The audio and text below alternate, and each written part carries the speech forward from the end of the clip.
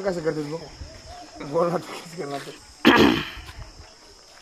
कायदेशीर इथं तहसीलदार साहेब याला गावात काय होते निपाणी सावरगावमध्ये यायला पाहिजे ना आपले सेवक आहेत ते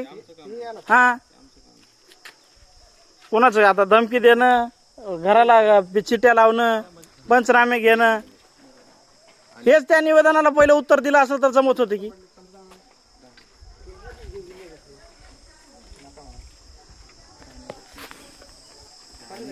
काय अडचण आहे येऊन गावात येतं पाच पंचायत समक्ष येऊन त्याला सांगून गेलो मला दुसरं कोणतं काय आहे काय काय तेवढं काय टेन्शन नाही काय नाही या बाकी काय हो गावात आलतो म्हणून असते बाकी काय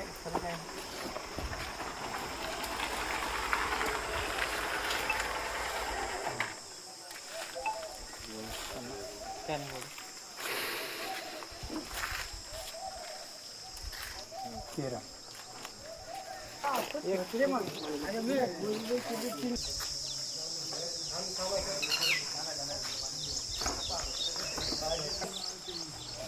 मोबाईल बंद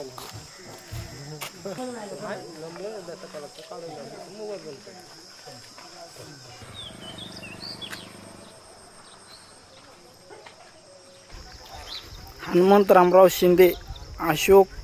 हुगे बीड जमादार नामदेव बालाजी शिरोळे यांनी गावात येऊन दमदाटी करून पीआयच्या सांगण्यावरून हे आंदोलन एकट्याचं नसून हे आंदोलन 5 ते 6 व्यक्तीचं असते त्यामुळं यांच्या सांगण्यावरून आणि यांच्या दमदाटीमुळे हे आंदोलन स्थगित करावं लागत आहे पण उद्याचं आंदोलन यांच्याच विरुद्ध गावात स्मशानभूमी मिळावं यासाठी ग्रामपंचायतच्या कार्यालयावरती चढून टावरवरती आत्मदानाचं कायदेशीर निवेदन देऊन प्रक्रिया यांच्या विरोधात करणार आहे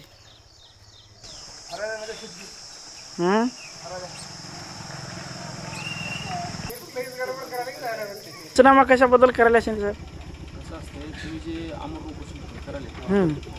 ते करू नये म्हणून आम्ही तुम्हाला नोटीस काढली तुम्ही नोटीस करण्यास नकार दिला कायदेशीर प्रोसेस आहे की त्यांच्या घराला चिकवून आपण पंचनामा करतो हां आणि साहेब पंचनाम्यामध्ये काय उल्लेख आहे तुम्ही लत्ता म्हणून करा काय हां आपण समज इथं काय कोणी आपल्याला करायला नाही या आणि हे तुम्ही कोणाचं सांगण्यावरून आला साहेब सांगण्याच नसतं आपलं कायदेशीर प्रोसेस आहे नाही तुमचे वरिष्ठ असतात आपलं वरिष्ठाचे कायदेशीर प्रोसेस आहे ते आपण करून मी अमर उपोषण करत असल्यामुळे आम्हाला आपलं अंतराळा